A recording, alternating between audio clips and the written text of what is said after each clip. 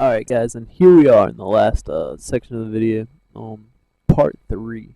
And what you're seeing right here is a hand with grease in it. Yeah, so we're going to be packing that's the front bearing there. We're going to pack the bearing. And if you don't do this, bad things will happen, I promise. So yeah, like you see him, he's just kind of scooping the bearing across his hand, and you want to do it until grease comes out the other side. They actually make a bearing packer for this, but I'm sure if you're do it yourself or you don't have one of those, so yeah, do it this way. So once you get your bearing all packed there, well, you're gonna need to do the rear one too, uh, and then also you may need a new seal for the back there.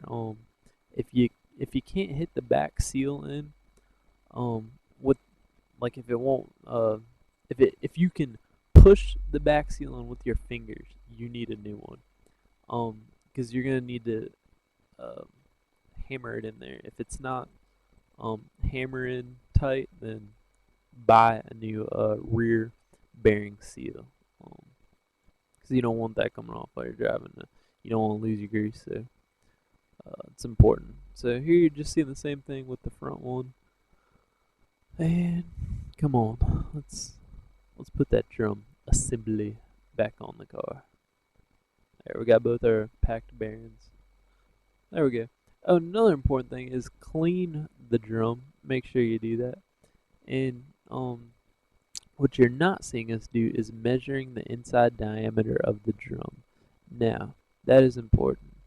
You need to measure it. You need to see what the max diameter is, because if it's the diameter is too large, then you will need a new drum.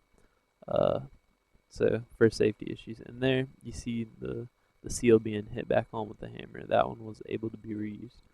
And here's what I was talking about before, putting the drum back on. If you didn't adjust the star wheel at this point, you will not be able to put the drum on like you just saw there. So go ahead, do that. Put your front bearing in. Go ahead and put that little washer type thing that was on there, and put the nut on. And then that's pretty much it. Except for the adjusting of the star wheel from the exterior of the drum brakes.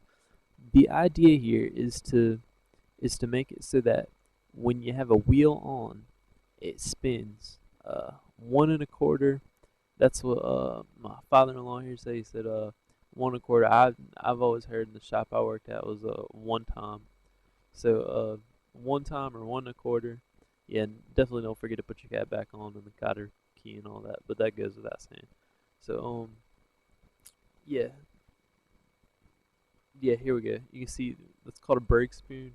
You're gonna get back in there, and you're gonna find out which way the star needs to turn in order to tighten. And eventually you'll figure it out. So you're just gonna spin it and turn it like that, and then once you feel it tighten up, you're gonna actually need to put the wheel on and spin it with the wheel on, because without the wheel and with the wheel are two different things. You want the one spin to be with the wheel on. So I do believe that's in here. Yeah, there we go. So spin it, spins 1 time. Maybe it looks something like that. Then you're good to go. Well, that's all for today. I will make another video here showing you how to bleed the brakes, because sometimes when you do drum brakes, you can let some fluid out through that rear wheel cylinder. So keep an eye out for the bleeding brakes video that I should have a link up for. Well, thanks for watching, guys, and see you next time. Thanks for watching Honda How To.